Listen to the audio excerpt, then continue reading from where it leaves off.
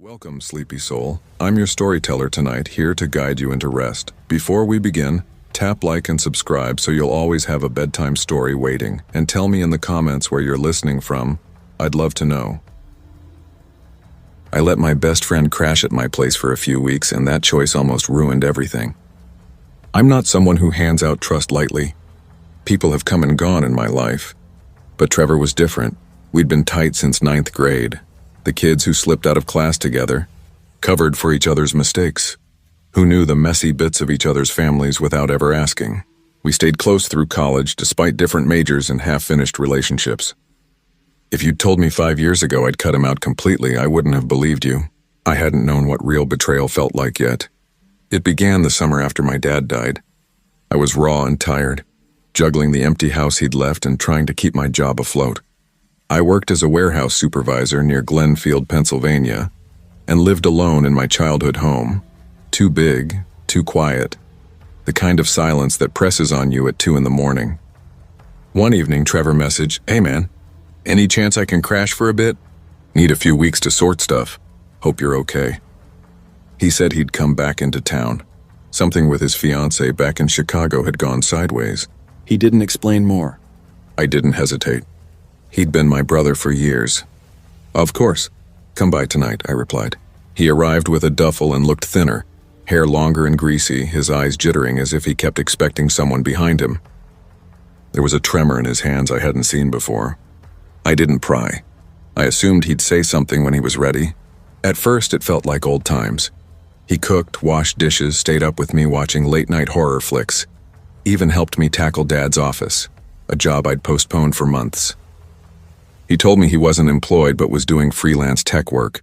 Website fixes, data recovery, odd jobs, whatever kept him afloat. A weekend, small oddities crept up. The drawer with spare keys was left open. The basement light, which I barely used, was on at dawn. My laptop had a folder I didn't make. When I asked Trevor, he shrugged and said he'd downloaded something and must have saved it wrong. I told myself I was being paranoid. Then the call started. At first it was harmless. "Mr. Collins, we received your application for a store credit card," which I dismissed as spam. But they kept arriving. One morning, my new credit card application was declined. "Recent delinquent accounts in your name." The fear hit me hard. Logging into my bank, I found a $900 transfer out of my savings to an unknown recipient. The contact number on the transaction was dead when I rang. That night, I sat Trevor down and kept my voice steady. "Have you used my laptop? Or my cards? Something weird's happening." He looked up from his plate, eyes wide. "What, no, man? Come on, you think I'd do that to you?" I said. "I'm not accusing you, I'm asking because this is serious."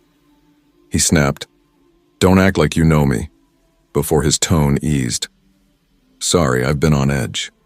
He ran a hand through his hair, then added quietly, "I wouldn't steal from you. Not you."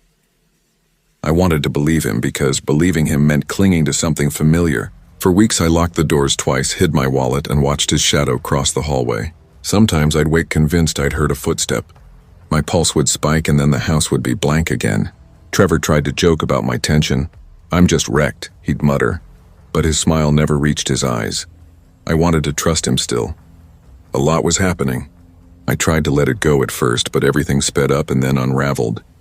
In the next 2 weeks, 3 new credit card accounts showed up in my name, one already carrying a $2,400 balance. My internet account was redirected and my email had a password reset I never requested. I pulled the IP logs because it felt like the world had suddenly turned against me. The address matched my house. The next day I came home early from the warehouse. Trevor wasn't supposed to be there. I eased the back door open and froze when I heard him upstairs, his voice low and urgent. I stood at the foot of the stairs and listened.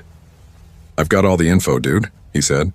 "Routing number, account, even a scan of his license." A pause then. "Yeah, I'm telling you, he's got no clue." My legs went numb. I didn't climb. I stepped outside, got in my truck, and sat with my hand shaking on the wheel until the engine cooled.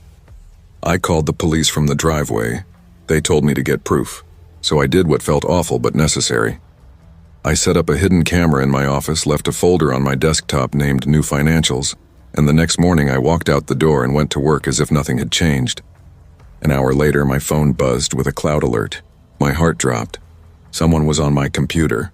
The footage showed Trevor walking in, opening the folder, taking screenshots of documents I'd mocked up to look real.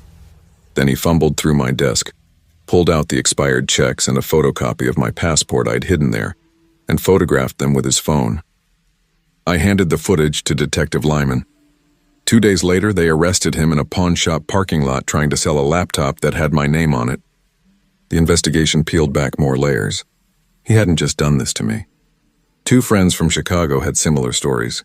One pressed charges, the other vanished after filing a restraining order. Lyman told me Trevor had a long trail, frauds and schemes that mostly never made it to court.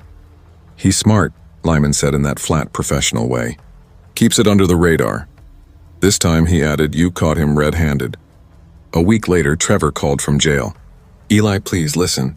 I messed up. Help me. Drop the charges." His voice trembled. "I'm in deep. I owe people. Bad people." I stared at the screen, my jaw tight. "You used me," I said aloud to the empty kitchen. "You lived in my house and robbed me while I was grieving my dad." His voice broke. "You don't understand. They would have come after me." I hung up. In court, it all spilled out.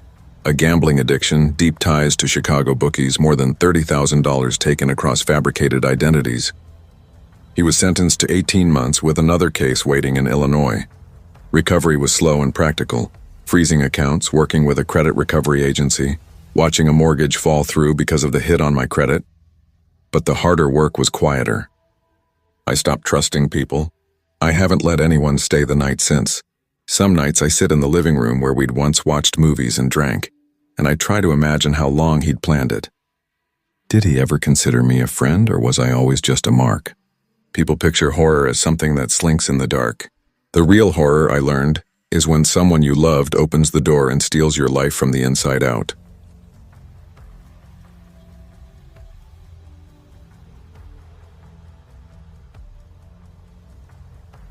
I hadn't planned on letting anyone move in with me again.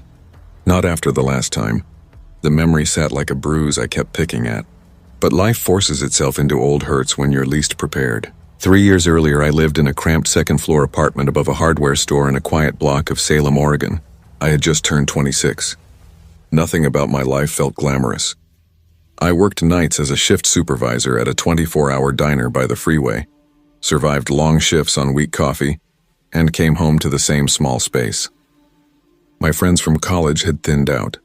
Besides my boyfriend Joel, I mostly kept to myself. That changed when my phone rang. It was Claire Harper, Claire who had been my shadow from 10th grade through the first year at Portland State. We had been practically sisters until life pulled us apart. She transferred schools, I stayed. We liked each other's posts and sent occasional texts, but I hadn't seen her in 4 years. When she called and started sobbing, something in my stomach tightened. "Please, Izzy," she said, voice raw. "I need somewhere to land for a few weeks. Greg and I are done," he cheated. I packed up everything. "I can't go back to my mom's, I don't have anyone." There was a cheapness in my guilt, a sentimental tug. I shouldn't have, but I said yes. "I've got a pull-out couch," I told her. "It's not much, but you can stay. Just until you get back on your feet, okay?" She arrived the next evening with a suitcase and a half-empty bottle of wine. Mascara streaked her face, her shirt wrinkled, but she hugged me like she'd come home. "You saved me," she whispered. "You're an angel." The first week felt like an old montage. We ordered takeout, rewatched dumb comedies, and traded gossip. She said she was applying to 2 boutiques and a cannabis dispensary near campus. I listened. It felt good to have her around. By the 3rd week, the rhythm shifted. Claire slept until noon. I'd leave for the diner at 6 and return 12 hours later to find her on my couch in one of my hoodies, streaming Law & Order, SVU on loop, and chain smoking out the kitchen window. My sink filled with plates I hadn't dirtied. The fridge went slim. Even my toothpaste tube lived pinched in the middle, a small violation that kept irritating me. One night after a brutal double shift, I came home hungry for the lasagna I'd made. The glass tray sat in the sink, empty. "Claire?" I called, keeping my voice steady. She looked up, chewing with a lazy smile. "Honey, did you eat the lasagna?" She said, "I might have." "You left it out." "I'll replace it." She said she'd replace it, but she never did. A week later, 2 beers vanished, then a pack of cigarettes. The small thefts felt like ants. Annoying until you notice they aren't the only ones in the pantry. Then I found the worst, my emergency cash. $240 I kept rolled in a sock at the back of my drawer. My cushion for rent or a blown car was gone. I stood with the drawer open, the sock nest empty, my heart ticking fast. I waited until Claire returned from a walk, the smell of someone else's cologne and fresh weed clinging to her jacket. I caught her in the kitchen doorway and said the words that made my throat raw. "Did you take the money from my drawer?" She stopped, then narrowed her eyes. "What, my emergency cash? It's gone?" Her voice jumped to offended. "Are you actually accusing me of stealing from you?" "I'm asking. You're the only one here besides me," I replied. "Izzy, what the hell?" "I'm your best friend," she said, as if betrayal were absurd. Heat rose to my face. I felt sick and small, like someone had reached into my ribs and twisted, and trust, already fragile, began to crack right then. She folded her arms and tipped her chin. "Unbelievable. You're being paranoid. Maybe you spent it and forgot." "I didn't," I said. "I'd never steal from you." She hissed, voice thin and shaking like it could tear at any second. "You think I'm some kind of junkie?" Her hand trembled when she pushed the cigarette into the ashtray. I didn't have an answer I trusted. The silence between us stretched tight as a wire, ready to snap. She shoved past me and slammed the door so hard the frames shivered. I called Joel that night, hands clumsy with the phone. "I'm done," I said when he answered. "She has to go." He hesitated, longer than I expected. "Are you sure?" he asked quietly. "She's not exactly steady right now." "She's not my responsibility," I snapped. I gave her a chance. That weekend, I gave Claire a timetable instead of a speech. Find somewhere else by Friday. She didn't argue. She just nodded, small and defeated, like I'd broken her in a place she couldn't show me. On Friday night, she was gone. No dramatic goodbye, no apologetic text, just a crumpled scrap of paper on my kitchen table. "Everyone leaves," it said in messy handwriting. "You're just like the rest. I miss real family. Maybe I'll find them again." It read more like a promise than a farewell. I changed the locks the next morning and slept with the blinds closed. For a month, the apartment felt emptied of echoes. My routine folded back over itself like a bandage. I didn't hear from Claire. No calls, nothing, until a voicemail arrived one afternoon while I was on break at work. Her voice was light, almost giddy in a way that made my skin crawl. "Izzy, hey, you'll never believe this. I'm pregnant." She rattled on as if announcing a promotion. Then, as if saving the punchline for last, "Guess who the dad is?" My phone blurred in my hands. "It's Joel." The vowels in the word slotted into me like cold knives. I called Joel immediately. He answered on the second ring, voice thin. "Tell me that's not true." There was a silence. He swallowed. "It was once," he said. "I swear, I was drunk." "You were working." She came crying, and I didn't know what to do. It meant nothing. "You slept with her," I said, and the sentence sounded foreign in my own mouth. My voice broke. "I thought we were on a break." "You kicked me out that week," he shot back. "I left because you kept defending her." "I kicked you out because you wouldn't stop defending her," I corrected, heat rising like a fever. "Izzy, please," he said, the plea weak and urgent. "She's crazy. It wasn't a big deal." "It was a big deal to me," I whispered, and hung up before either of us could say anything that fixed what had been broken.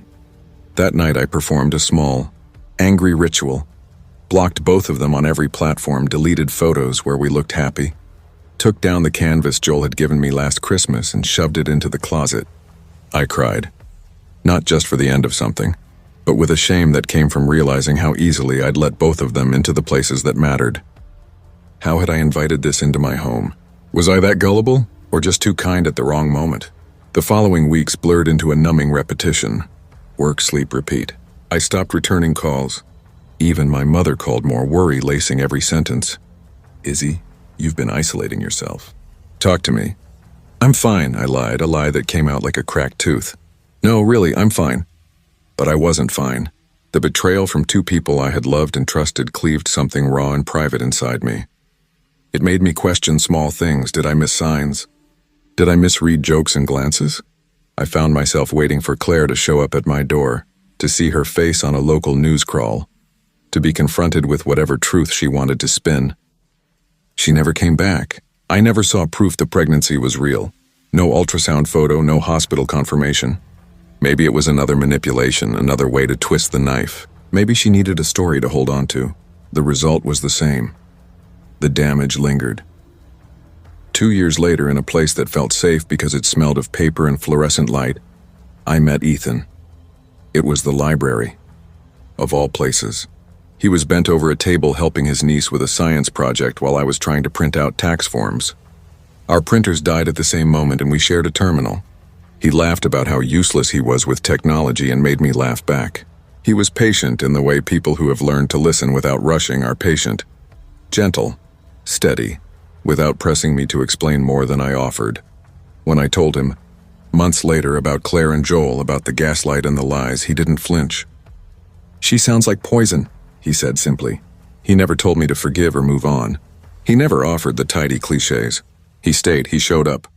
That quiet constancy felt like a balm. We live together now in a townhouse a few miles from that old apartment. New locks, new curtains, different light. Sometimes when the house is very quiet, I find my mind circling back to Claire, wondering if she planned the whole thing from the start.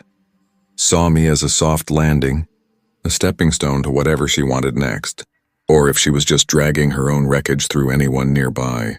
I cycle through explanations like coins, testing which one buys me the least pain. I don't think I'll ever know for sure, but I have learned something I can't forget. Trust is fragile, a thing carved from thin glass, beautiful, useful, easily shattered. Once broken, it fits back together in a way that catches at your skin. It never feels the same.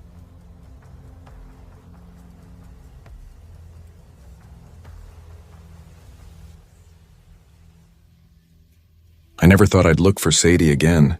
We hadn't spoken in more than 6 years. Not since graduation night when she hugged me in the Delmare High parking lot and told me she was heading west. We'd been inseparable since 3rd grade.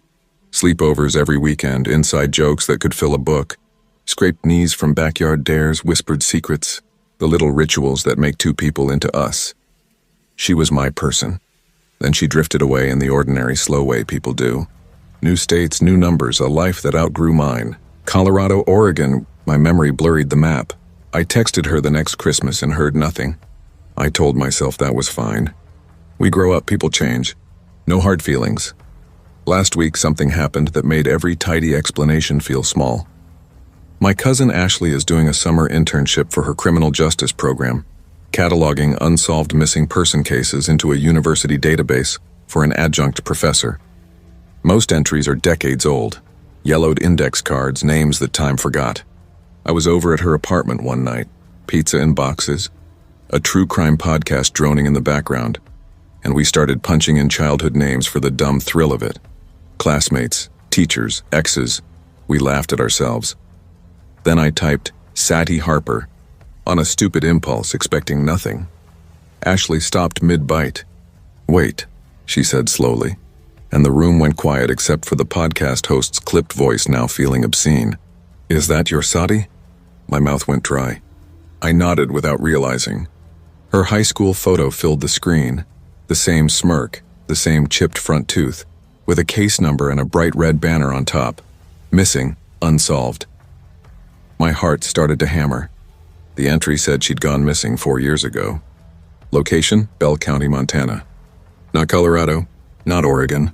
Bell County, a name I'd never heard outside a travel pamphlet on a coffee table.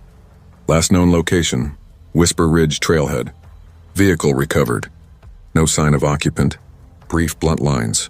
Personal belongings found in vehicle. Cell phone never recovered. Ashley's fork clattered against her plate. For a long second, neither of us spoke. "How?" she asked. "Why wouldn't you have?" "I don't know," I said, and the sentence felt useless. Sadie had been absent from my life, but she wasn't the kind of person who would disappear without a noise. She was meticulous about safety, used to carry a can of bear spray when she went jogging. Froze once in sophomore year when her phone died in the mall because she couldn't reach me. She panicked when she couldn't plan. She didn't just vanish. I tried on explanations like coats in a shop window. Maybe she ran from something. Maybe she started over, made a new name, a new state. Maybe she'd been careless. None of them fit the hollowness spreading through my chest like cold water. That night I sat with my phone and stared at the old number saved under Sadie. I hadn't dialed it in years. My thumb hovered, and then at 3 in the morning, when everything small inside me grew loud, I pressed call. 2 rings. 3. Voicemail. Not disconnected. I almost laughed from relief, then stopped because the laugh felt like a betrayal. I didn't leave a message. Not then. The next day I tried again. This time the line answered, but there was no hello. Only breathing, slow, measured like someone counting the seconds. "Sadi," I said, my voice thinning. "Is that you?" Click, the call dropped. An hour later, a text appeared. "Why now?" Those 2 words burned on the screen. For a long time, I just stared until the letters blurred. I typed, "Is this Sadi? Where are you? Are you okay?" And watched the small gray bubble that meant delivered but not read. No reply. I showed Ashley. She ran the number through tracing tools and came up with bouncing virtual numbers, spoofed lines that led nowhere. "Probably some scam," she said, but she didn't sound convinced. Neither did I. The message had felt pointed, as if someone had been waiting for me to reach. That night I dreamed of Sadie the way memory turns into weather, thick and immediate. She stood at the edge of a dirt trail, black pines crowding in like a wall. The air smelled of wet earth. Her hair stuck to her cheeks. Her clothes were sodden, clinging. She looked smaller than I remembered, and when she opened her mouth, nothing came out. No words, no breath, just a shape of pleading. I woke up with the echo of that silent mouth in my ears and the cold certainty that the past I'd let go of was not finished with me. When I reached for her, she turned and walked into the trees. I woke gasping, choking on cold air, and after that I couldn't stop.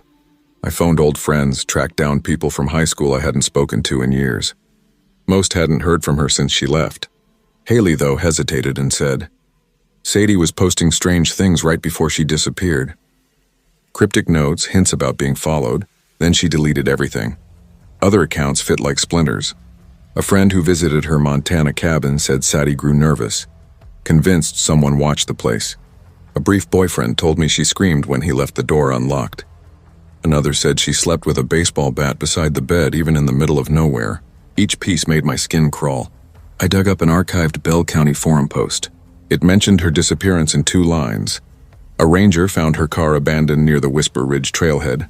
Engine cold, doors unlocked, nothing disturbed. That was 4 years ago. I drove 6 hours to Bell County because ignoring it felt wrong. Whitlow sits at the mountain's base with under 500 people, 1 gas station, 1 diner that serves bad coffee. Locals gave wary looks when I asked about Sadi. At the sheriff's office, they were polite but closed. "Ongoing investigation," they said. A deputy, quieter than the rest, slipped me a name. Detective Rowan Hale. Hale was retired, beard long, voice low. "You're her friend?" he asked. I nodded. He said he had thought she came to disappear. "People sometimes do. But something was off," he added. "What do you mean?" I asked. He looked at the pines outside. Her cabin showed no struggle. But the forest cameras picked something up the night she vanished. A tall, hooded figure following her car up the road. The footage corrupted soon after. We never identified it. He studied me. "If you chase what she ran from, it'll find you too." I should have left then. I didn't. At my motel that night, a text blinked on my screen. "You need to stop. You're not helping her." Same number as before. I called until I was hoarse, no answer. Next day, I hiked to the spot where they found her car. The trailhead was overgrown. The forest closed in like a mouth. About a mile in, a single blue shoe lay half buried in mud, the brand she always wore. Further on, I found a makeshift campsite. A rotted tarp, rusted cans, flattened ground. Carved into a tree, someone had tongued 3 words. "I'm not lost. I'm hiding." That night, someone rattled my motel door. The handle twisted, testing. No footsteps, no voices in the hall, only that animal feeling of being watched. I didn't sleep. In the morning, the clerk handed me a photograph. Someone left it with a note. "For you." It showed Sadie, thinner, hollow-eyed, holding a piece of cardboard that read, "Tell them not to look." I drove straight to Ashley's and spread the photo on her table. We sat without talking while the television muttered. Later that night, another message arrived. "And if you love her, let her stay gone." No punctuation. The stilted cadence she used in texts. For a beat, I wanted to believe she had written it, choosing exile somewhere safe. But belief is a fragile thing. I never found a body. I never proved whether she was alive or dead. Late at night, my phone sometimes wakes me with a blank message, no content, just a notification like someone tapping glass. Sometimes words arrive, stop, leave it. Sometimes nothing. Often I imagine that if I had never come, she'd be quietly hiding with the cardboard sign. Other nights I picture her not hiding at all but silenced by someone else. I don't answer unknown numbers now. I still keep the battery charged though, hope stubborn. If she calls, I want to be there to pick up. Some nights I press my ear to the dead silence and picture her breathing, or the quiet scrape of fabric as that hooded figure slips away. I keep listening despite the risk.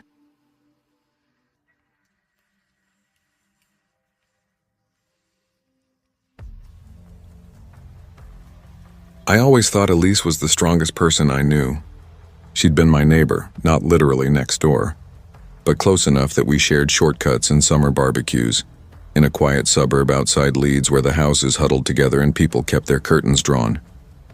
Her parents were both teachers, practical, blunt, the sort of people who handed out advice like biscuits. Even as a teenager, Elise carried herself with a kind of calm confidence that made other people steady just by being around her. She'd walk home alone after dark without looking over her shoulder. She'd step between two men in a pub who were getting lippy, and with a few quiet sentences make them feel foolish rather than scared. I admired her for it. She made courage look ordinary. We went to uni together in Manchester. After graduation, she took a marketing job in York and I moved to London. We kept at it. Weekly calls, visits, birthdays remembered. The kind of friendship that doesn't require constant proof. So when her voice changed and began to fray at the edges, I noticed immediately. At first it was small, a text at 10:42 p.m. "Hey, you free to talk?" I rang and it went to voicemail. The next day she messaged back that she'd felt off, like someone had been standing outside her flat for hours watching. "Probably just some drunk," she wrote, and added a half laugh that didn't reach her words. I told myself she was right. There's a pub round the corner from my house. Strangers stand outside and shout nonsense all the time, but she wasn't convinced and neither was I. Then the messages started. "Unknown number. You left the lights on in the kitchen." Red jacket again. Windows still open. The texts were short, almost casual, but exactly right. A week later, a photograph appeared through her letterbox. A printed photo, the kind you used to get at a one-hour shop, of her sleeping, taken from outside her window. She called me crying, the sound harsh and foreign. "I locked everything," she said through tears. I swear I locked everything. I'd never heard her cry like that, not even when her dad died. I booked the next train to York. It was mid-November and the frost made a sound underfoot, tiny cracks that made you notice the ground in a way summer never does. Elise met me at the station in a wool coat and sunglasses, like she wanted to be anonymous. She'd lost weight. Her face had that taut, watchful look people get when they're holding on to a secret. Her flat was on the top floor of a converted Victorian terrace, the sort of place with big windows that ought to swallow light. Instead, every curtain was drawn.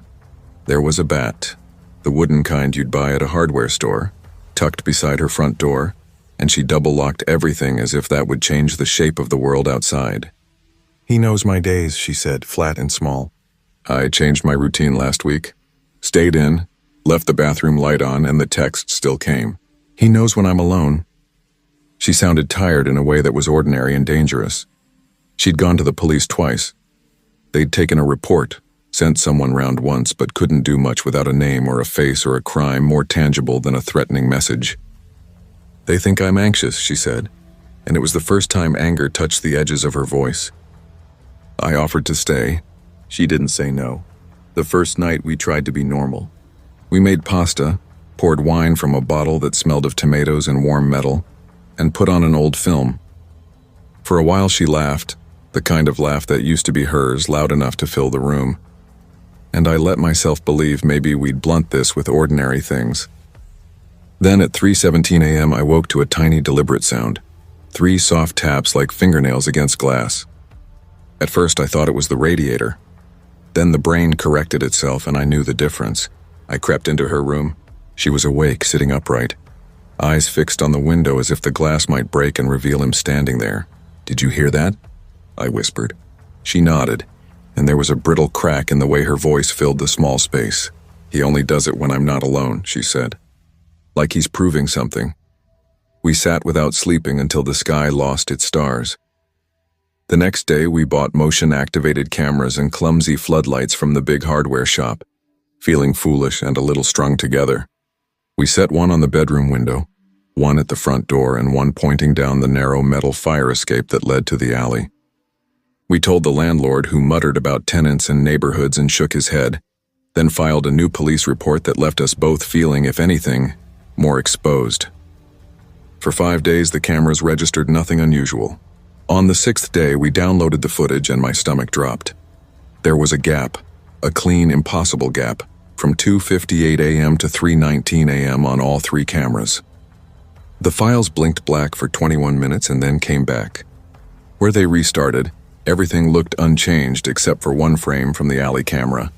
A shadow at the edge of the footage, a coat that might have been read in the way the text had said, the angle too low for a person walking past.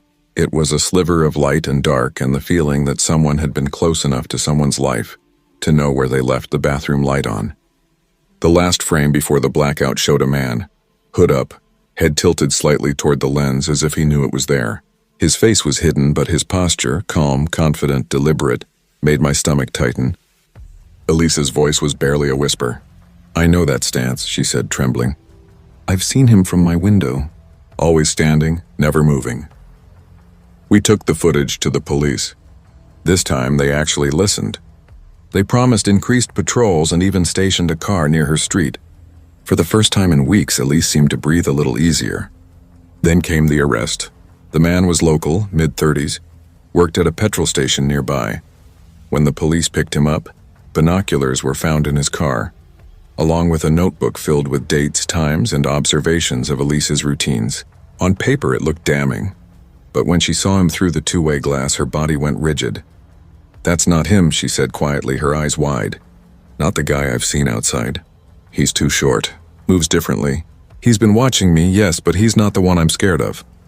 The detective nodded, trying to sound reassuring. "We'll follow up," he said. But we both knew what that really meant. Nothing.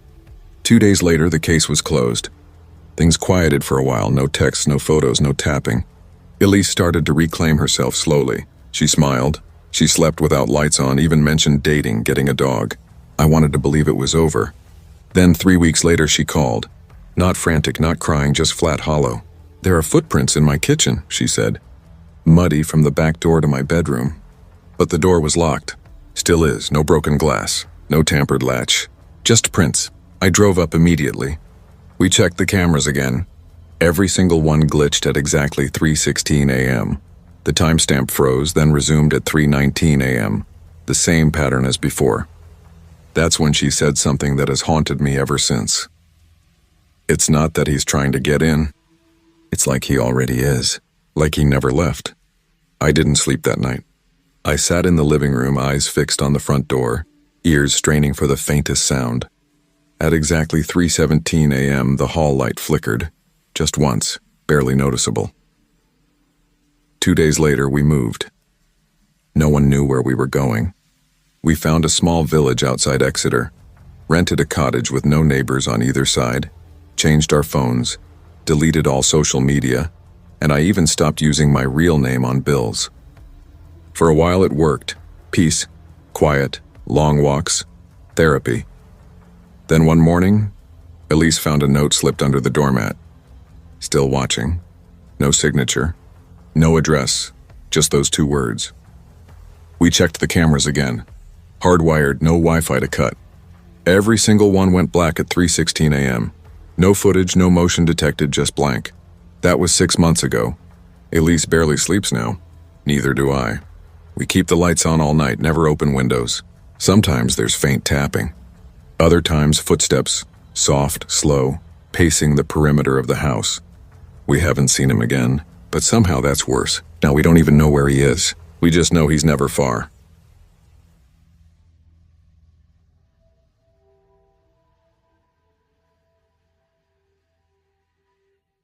I never learned a good way to explain my friendship with Zeke. Close doesn't cut it.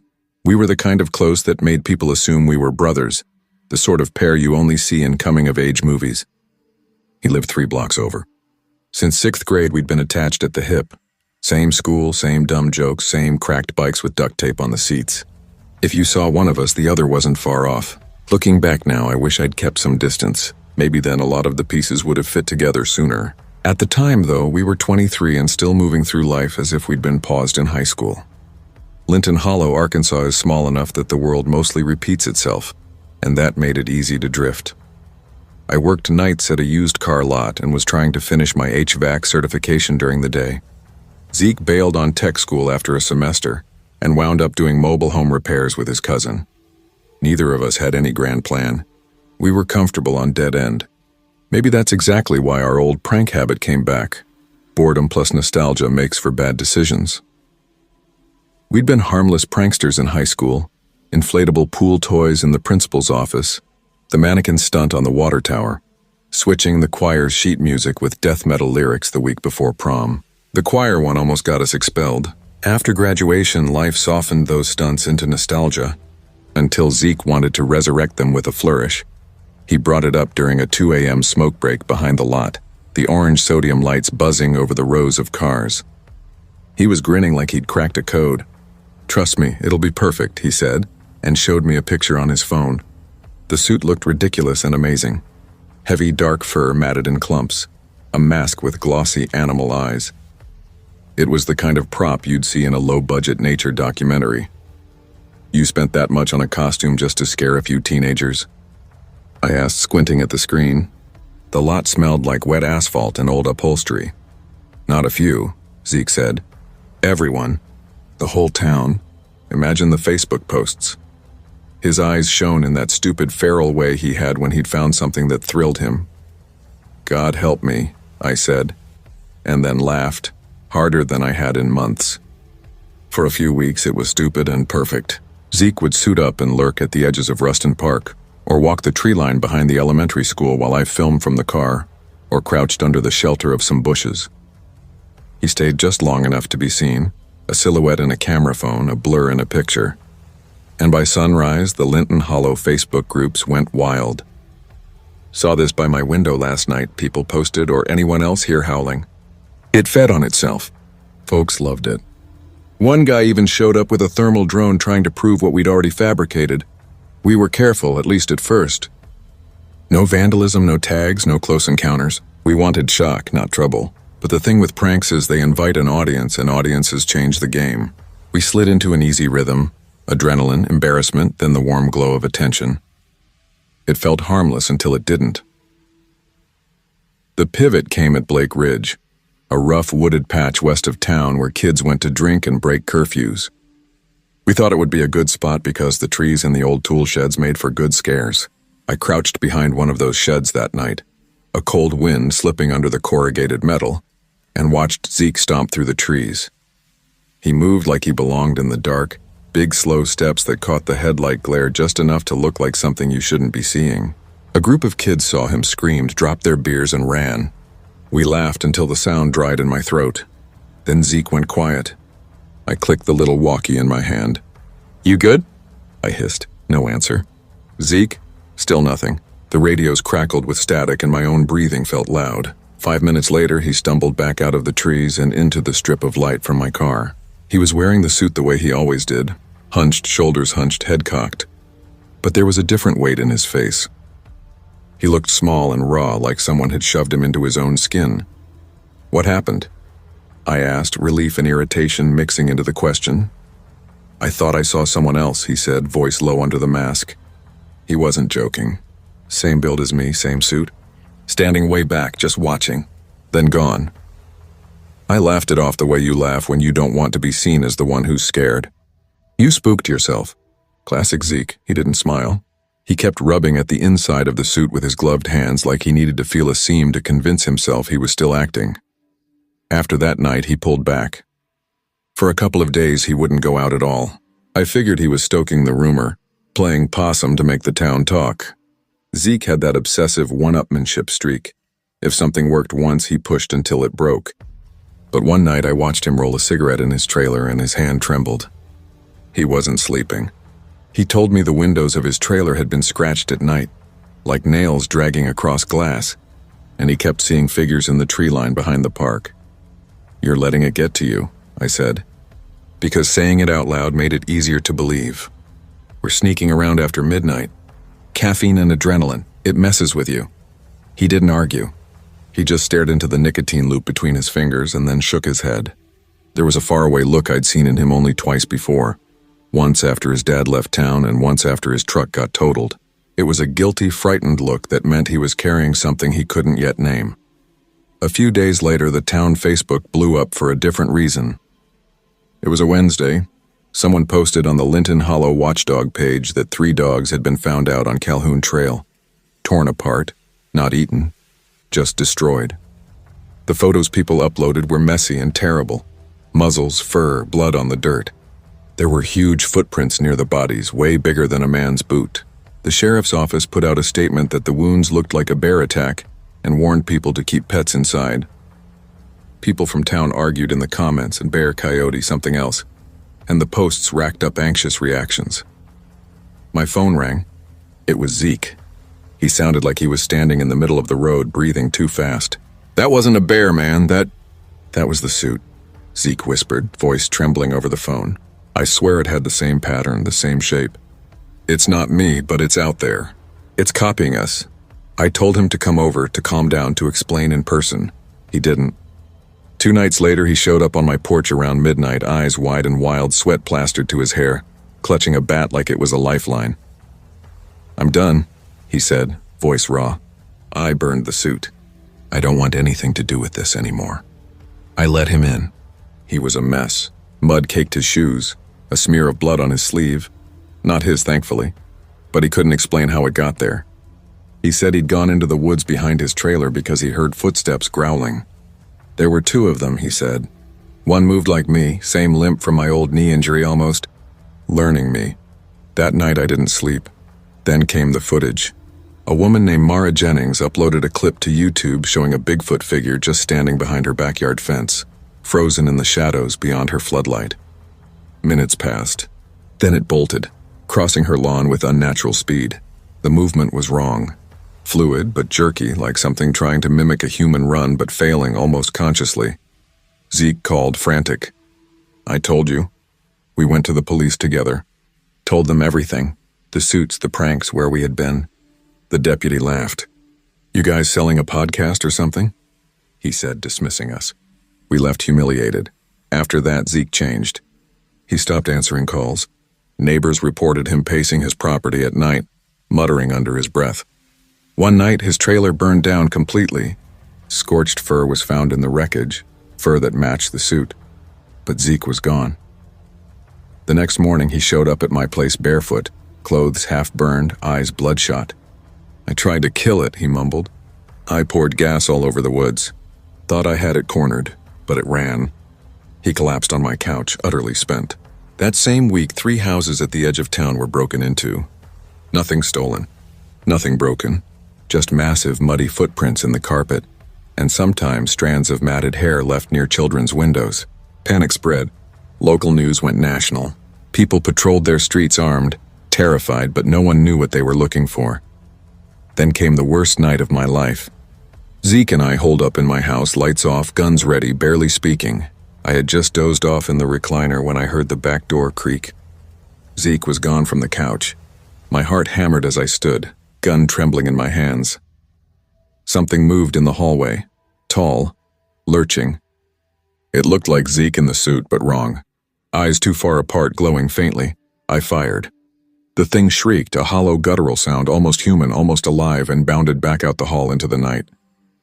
Zeke ran in seconds later from outside. "You saw it too?" he gasped, eyes wide, chest heaving. We didn't sleep that night, just sat in silence, counting bullets, listening for movement that never came. After that, the town changed. Sightings multiplied.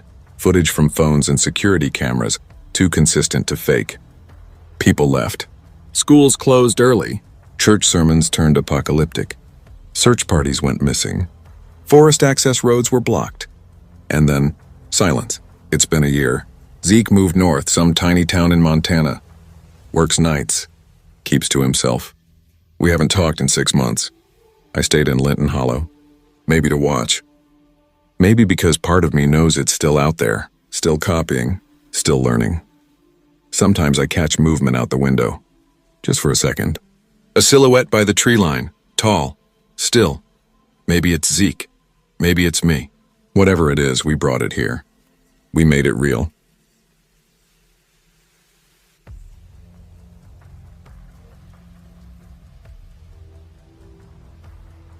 I never told my parents everything about that summer. It was supposed to be simple. I had just turned 21, coming back to my hometown of Elk Ridge, Pennsylvania for my last summer before senior year. I wasn't looking for trouble. All I wanted was to save enough for tuition in the fall, hang out with my best friend Darren, and scrape together enough tips to keep my beat-up 2004 Corolla alive for one more semester. I got a job delivering pizzas for Ray's Brick Oven, a small-town shop that had been around since the 80s. Ray's wasn't a chain, just a cracked tile hole in the wall with a busted arcade cabinet in the corner, a faded specials board, and a tiny crew who kept their heads down and worked hard. Darren worked there too, in the kitchen. We'd been inseparable since first grade. He was the kind of friend who'd bike across town just to return a game he borrowed, loyal to a fault. But that summer, something about him was off. He wasn't angry or distant, just quieter, like his mind was elsewhere. I noticed it every shift. His eyes would drift, his hands moving slower at the prep counter.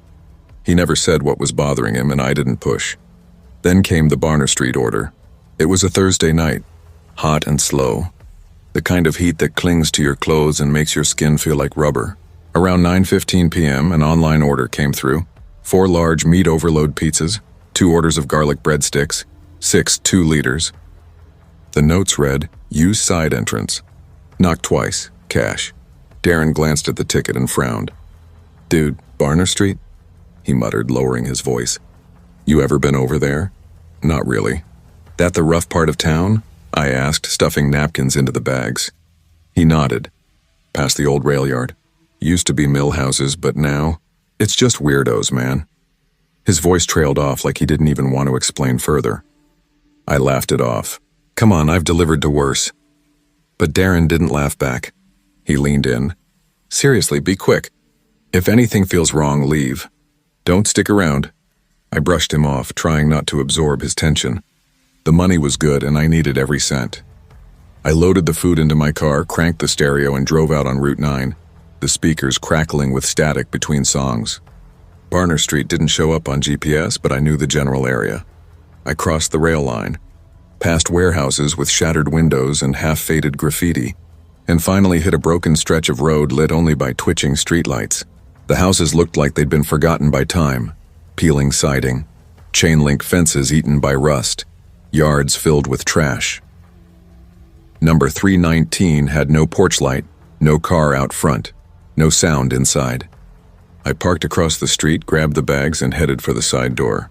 Knock, knock. The door opened slowly. A tall man stood there, maybe mid-40s, pale as candle wax. His baggy shirt was soaked with sweat. He stood too still, like he was waiting for something. "You're late," he muttered. "Sorry. Traffic," I said quickly, holding up the bags. "That'll be $63.85. "Come in. She's got the cash." I froze at the threshold. "I can just take it here, man." "No, she doesn't move well. Come in." His voice hardened, leaving no room for argument. Something about his stare made the back of my neck itch, but I was young, dumb, and too stubborn to walk away from a tip, so I stepped inside. The smell hit first, mold mixed with spoiled meat. The only light came from a muted TV flickering in the corner, playing an old VHS of Judge Judy. That's when I saw her. She was lying on a mattress in the center of the room. Massive, easily 500 pounds. Her skin was pale and blotchy like unbaked dough. Her heavy eyelids nearly hid her eyes, which were fixed on the TV but not actually watching. Her lips moved faintly, whispering something I couldn't hear. "She's tired today," the man said flatly. "Set the food on the table." I obeyed, setting the bags down. But when I glanced back at her, I froze. She blinked, not at the TV, but at me. Her fingers twitched against the sheet, deliberate, almost like she was trying to spell something. Then her lips mouthed it clearly this time. "Help." Before I could react, the man stepped in front of me, blocking my view. His voice sharpened. "You've seen enough. Now leave." My pulse hammered. I turned toward the door, but his hand shot out, gripping my wrist. His breath was hot when he leaned close. "Don't tell anyone about her. Don't come back. Don't ask questions. I yanked my arm free and stumbled out, my hands trembling so badly I dropped a soda bottle on the porch. I didn't even stop to pick it up. Back at Ray's, I barged into the back room, nearly knocking over a tray of breadsticks. "Darren!" I hissed. "You ever hear about a woman on Barner? Huge, can't move, doesn't talk." She looked trapped. Darren's face drained of color instantly. His hands froze over the prep table. "Why?" he asked carefully. "I just delivered there," I said. My voice shook. Man, it felt wrong. She mouthed the word help to me. He looked away for a long beat, then finally answered. "People around here called her Lena, I think. At least that's what I heard." He rubbed his thumb along the edge of the prep table like he was erasing something. "Used to work at the bakery when we were kids, real sweet. Then one day she just vanished. Some folks said sickness. Some said she couldn't get out of bed. Others whispered that someone was keeping her there." "Keeping her?" I echoed, my mouth going dry. Like she didn't have a choice. He lowered his voice to a near whisper. "My cousin's friend, she's a social worker, tried checking on Lena years back. No answer at the door. She filed a report, but it went nowhere. After a while, she stopped asking. That block's different. Cops won't go near it unless somebody's dead." For 3 nights, I couldn't sleep. Her face from the mattress kept replaying under my closed lids. Those blank, pleading blinks followed me into daylight. On the 4th night, I did something I knew I shouldn't. I drove out, parked the Corolla a block away, and walked into the shadows with my heart trying to outrun my feet.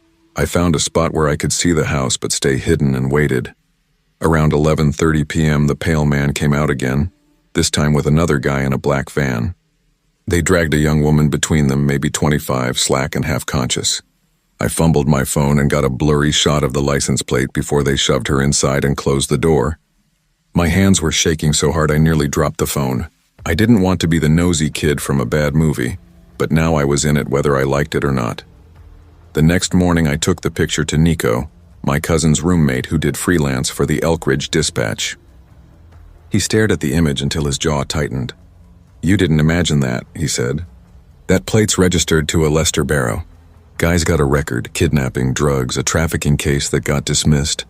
No current address. Nothing official since 2018. He tapped the screen like he was weighing whether to call someone. "Can you do something? Call the cops?" I asked. He hesitated. "Let me poke around. I'll be careful." 3 days later, Nico texted, "Forget Barner Street. County says house condemned. No reports, no warrants. Dig too deep and you'll stir the wrong pot. Sorry, man. Flying to Chicago for work." That was it. He ghosted me. After that, I couldn't sleep, eat, focus. I tried Crime Stoppers.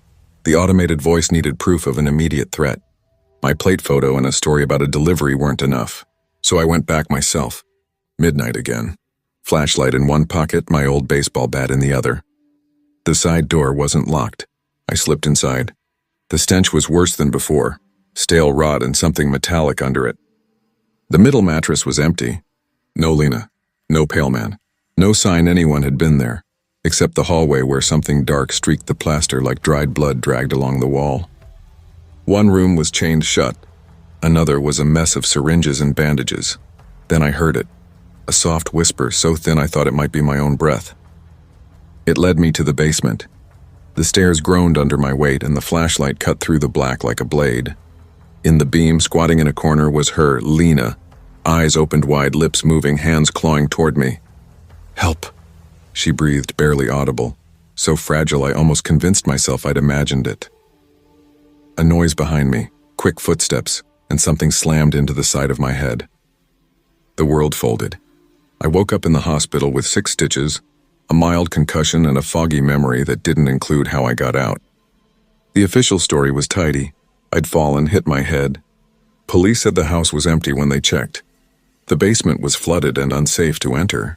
No evidence of wrongdoing. Delina found, but I know what I saw. Sometimes I drive past Barner Street and the house is still there, the door hanging loose on its hinges. On some nights, when the wind comes from the right direction, I swear I see someone watching from the dark window. Maybe it's leftover shadows. Maybe it's Lena. Maybe she's still waiting for someone brave or stupid enough to come back.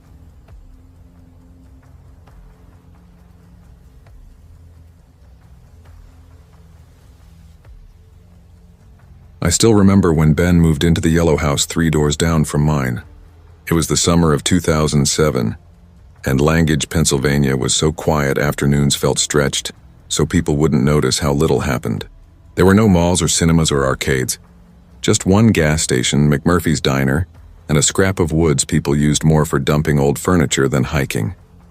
I was 12 then, an only child. My dad worked maintenance at the high school, and my mom ran a small bakery from our kitchen, so most afternoons after chores were mine to waste.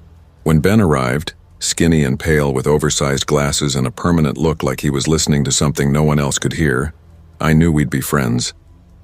Not only because we were the same age, but because he seemed like someone who understood silence the way I did. Our friendship started with a single question. He sat on his porch steps flipping through a battered graphic novel.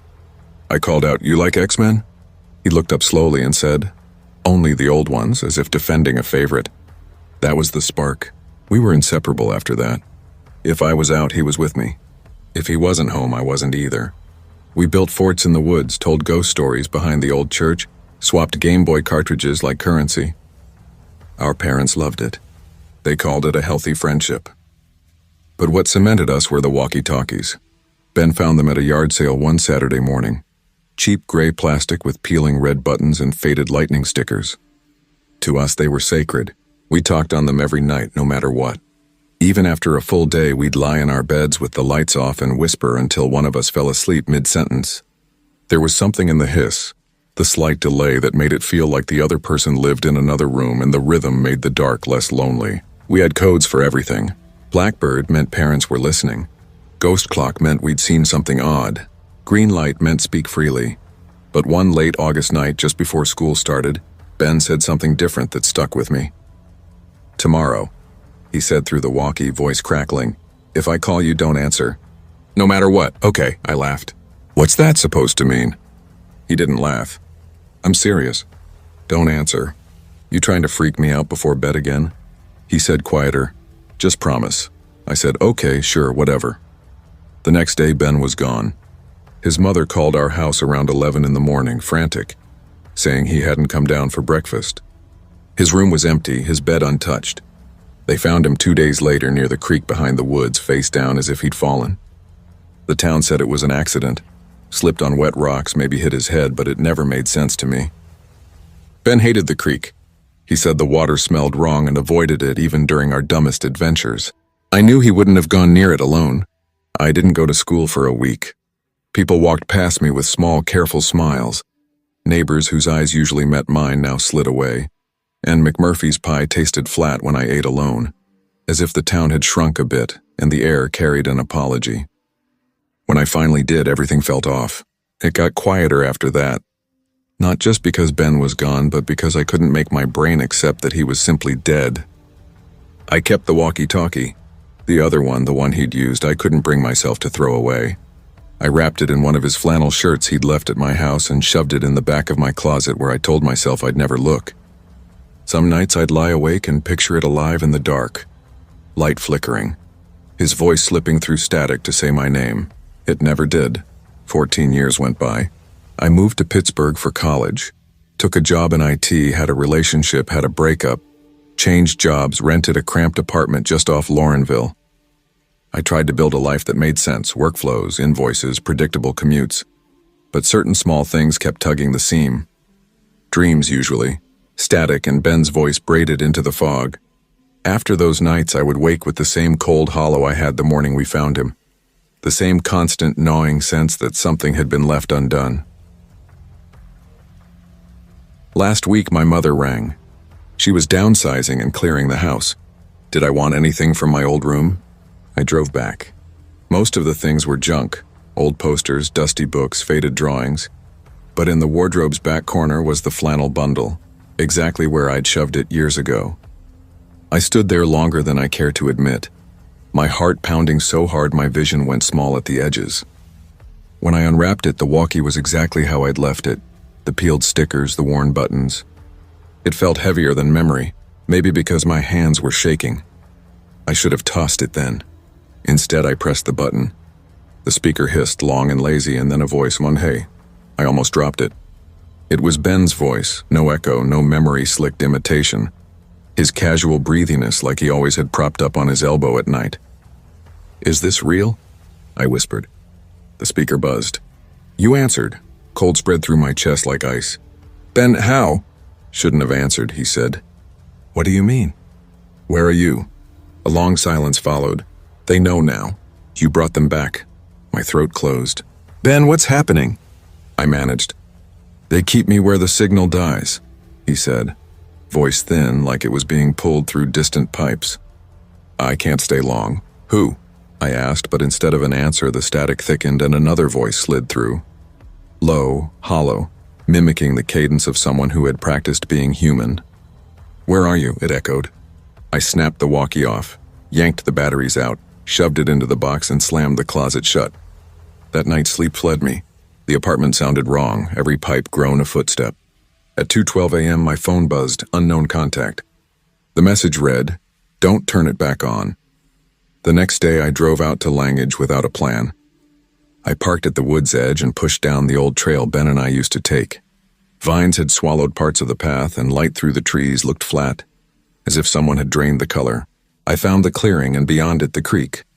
Near the bank a second walkie lay where the grass met the mud, identical, cleaner somehow and humming ever so softly. I didn't touch it. It clicked on of its own accord. Ben's voice, thin and urgent. "I tried to warn you." I crouched, whispering, "Why are you here?" "Because you heard me. They know now. They follow the signal. What do they want?" Silence and then not want, need. Something snapped in the trees behind me. I turned slow. Movement threaded between trunks. Pale, too tall. Limbs that bent the wrong way like shadows stretched and given shape. I grabbed the walkie. "Ben, what do I do?" His voice was chopped by static. "Don't speak again. They trace sound. They mimic. If you hear me, run." The device erupted in a high, keening static, and then, close, impossibly close, another voice said, "Hey," right behind me. I ran. I tripped, skinned my knees, got up and ran harder, not daring to look back until I slammed the car door and slammed the accelerator. I don't remember the drive home except for the blur of road and the scraping ache in my palms. I'm not sure I slept that night. Maybe I only blinked. Ever since, at 2:12 a.m. without fail, I hear it, a shallow static and then my name. Sometimes it scratches at the window. Sometimes it comes from beneath the bed, sometimes, worst of all, from inside the closet. I threw both walkie-talkies into the river last weekend, watched them bob and sink. It didn't help. Now they don't need a signal to find me. They already have my voice.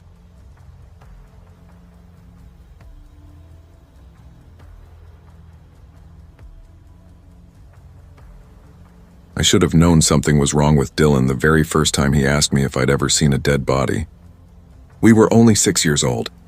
It was recess, early October, and the air in North Hollow, Vermont was already sharp and cold enough to make our noses run and our cheeks burn pink. I was crouched near the jungle gym, stacking pine cones and twigs into some kind of fort only a kid could imagine. Dylan plopped down beside me, arms locked around his knees. His eyes had this strange, faraway look. Too heavy for a kid, like the way adults stare when they're trying not to think about something they can't forget. I remember asking him, "Why do you look sad?" He blinked slowly like he was debating whether to tell me, then said, matter of fact, "I saw one once. A real dead body. It didn't have a face." I laughed. I didn't know what else to do. 6-year-olds don't have the tools for something that terrifying. But he didn't laugh with me. His eyes narrowed, sharp and mean, like I'd failed some test. "It's not funny," he whispered. Then, without hesitation, "And if you tell anyone, I'll break your fingers." That was my first warning. The truth is, Dylan wasn't someone I picked to be friends with. Our moms made that decision for us. They were close, both single parents, both tired. My mom worked nights at the hospital, and Dylan's mom, Lydia, kept me after school. I hated going to their house.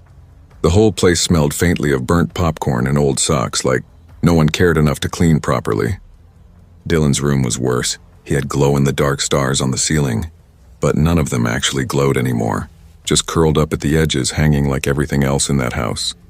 Still, Dylan insisted on calling me his best friend. "This is Sam," he'd announced, dragging me close, squeezing my shoulder until it hurt. "He's mine." I didn't realize it then, but Dylan didn't want a friend. He wanted an object, a possession. When you're a kid, you don't always know what's normal. Dylan made his own rules, and I thought rules were just how friendship worked. His rules were simple but absolute. Rule number 1, never say no. Rule number 2, if he says it's a secret, it stays a secret.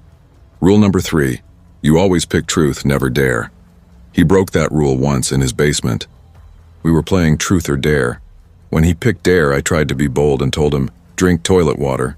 He just smirked, eyes glinting, and said, I already have. That's not even hard. I should have told someone. I should have screamed it to an adult the day he dragged me into the woods behind his house and made me watch a cat die. It was stuck in a rabbit trap, crying and twisting in pain. I thought maybe, just maybe, he was going to help it.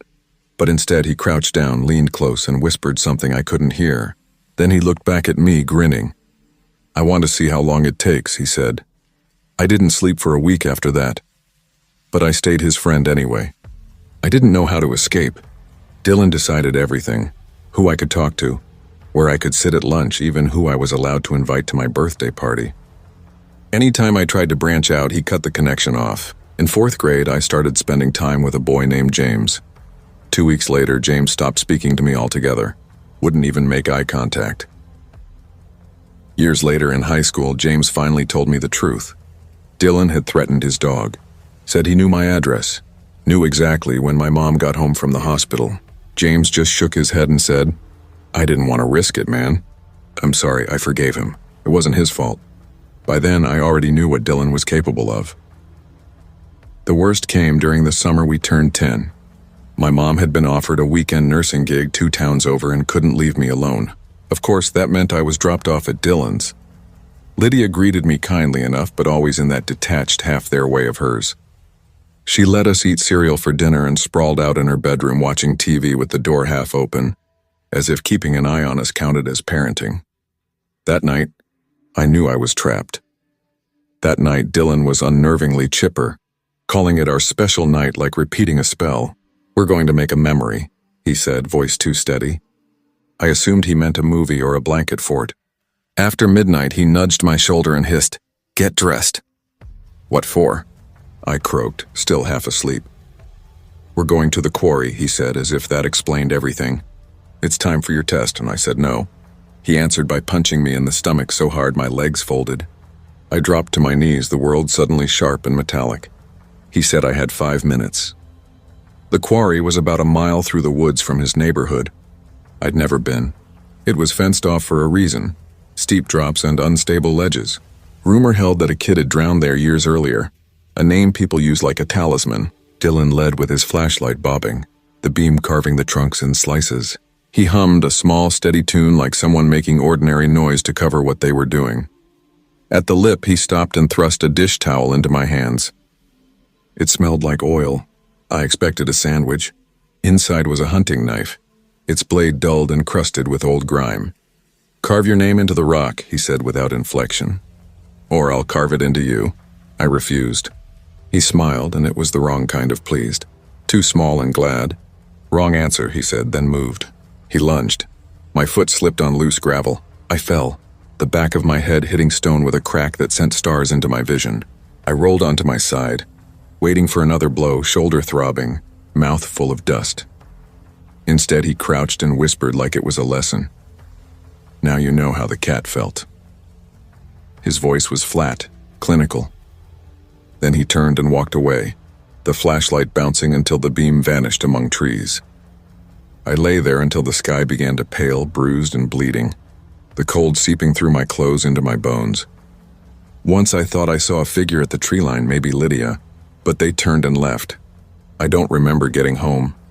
The next memory is the hospital's antiseptic light. Concussion, they said. Fractured wrist. Mild hypothermia. Faces leaned in and asked questions I had rehearsed silently for years but never spoken aloud. For the first time, I told everything. The threats, the beatings, the animal cruelty, the slow strangling of my friendships. I spoke of being cut off, watched and scared into silence. My mom cried until her shoulders shook.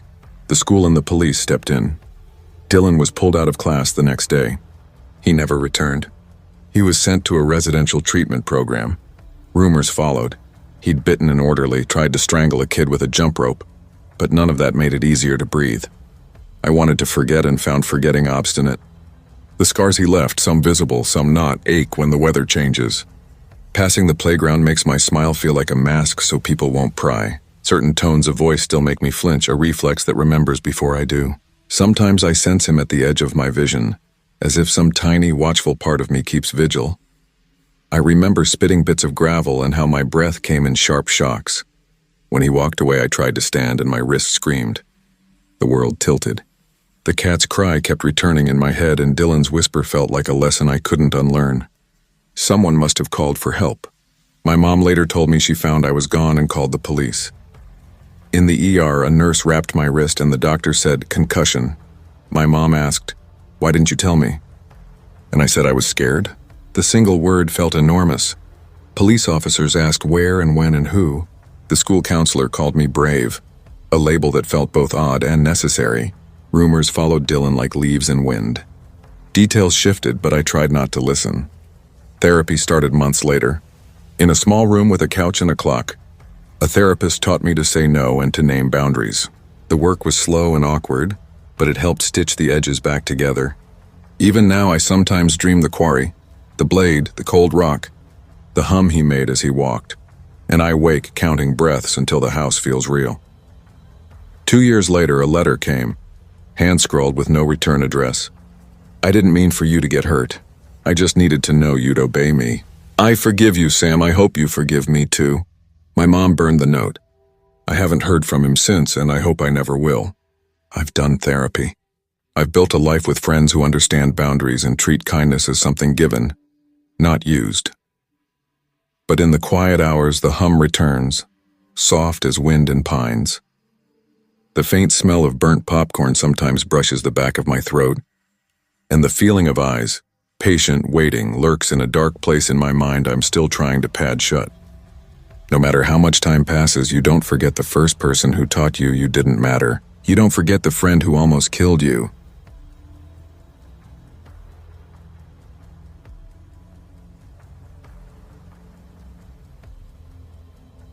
I was the kind of kid who drifted through high school without leaving much of a mark. Not a genius, not a jock, not the type to stand out or get bullied. I floated in the middle, comfortable with my quiet orbit. Same group of friends I'd had since middle school. We'd go to somebody's basement after class, play Xbox until our thumbs hurt, toss a football around when the weather wasn't miserable, and argue about cars, college, or which girl in our grade was actually into us. Normal 17-year-old stuff in a small North Carolina town where nothing ever really changed. I wasn't looking for anything new. Definitely not a new friend. But all that shifted the first week of junior year when River showed up. River was different.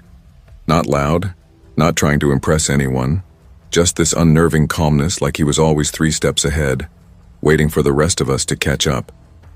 He barely spoke at first, but his silence carried weight. Rumors filled the gap.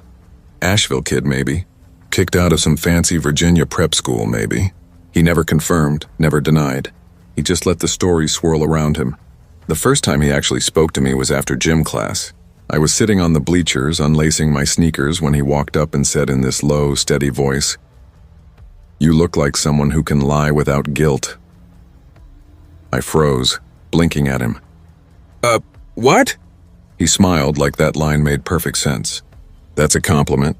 Most people can't keep their face still. You do. I let out a short laugh, shaking my head. You're weird, man. Probably, he said, sitting down beside me like we'd already been friends forever. Then he stuck out his hand. I'm River. We'll get along. I didn't exactly invite him in, but I didn't push him away either. And the truth? There was something magnetic about him, something I couldn't name. Over the next few months, River just slipped into my life. He came to football games even though he clearly hated sports.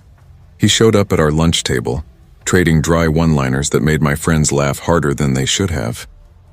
He had this sharp, witty sense of humor that made even unfunny things sound clever. Before long, people treated us like we'd always been close. At first, it felt kind of cool, like I was living in one of those teen movies where the mysterious outsider latches onto the regular guy, and suddenly life feels more electric.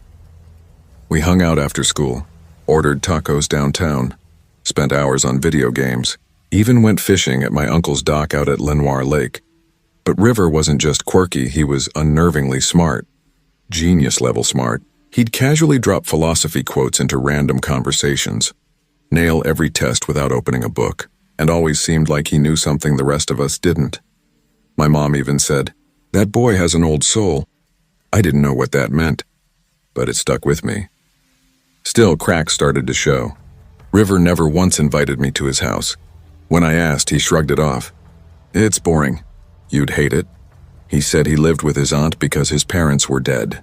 Weeks later, though, I overheard him telling someone his dad was in the military overseas. First red flag, but I ignored it. Then came the lies, little ones at first. He claimed he'd gone skydiving in Utah, no photos. Said he met some famous author when he was 10. Couldn't remember the name. I brushed it off. Who doesn't exaggerate? But then it got weirder. One day he told me he had a twin who died at birth. Weeks later, he casually mentioned being an only child. When I called him out, he smirked. "You believe too easily. That's dangerous." Those words stayed with me. One night in my basement, controllers in hand, he suddenly asked, "You ever think about how easy it is to make someone disappear? Just takes timing and a couple of lies." I stared at him, trying to read his face. "Why would you say that?" "No reason," he said, grinning. "Just thinking out loud." I laughed nervously, but something cold settled in my stomach.